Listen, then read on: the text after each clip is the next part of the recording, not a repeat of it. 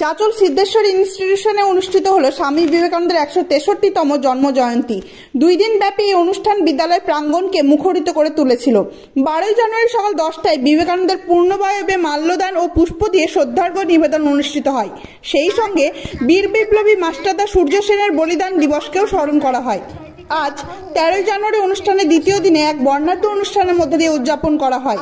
নৃত্য, সঙ্গীত, আবৃত্তি ও মূল্যবোধ ও যুব সমাজের উপর একটি আলোচনা চক্র ছাত্রছাত্রীকে যেমন আনন্দ দান করেছে, তেমনি জ্ঞানে সমৃদ্ধ করেছে।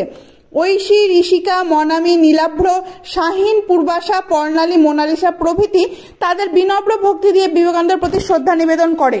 বিদ্যালয়ের ভারপ্রাপ্ত প্রধান শিক্ষক শ্রী পার্থ চক্রবর্তীর তত্ত্বাবধানে বিদ্যালয়ের প্রাঙ্গণ আনন্দময় হয়ে ওঠে।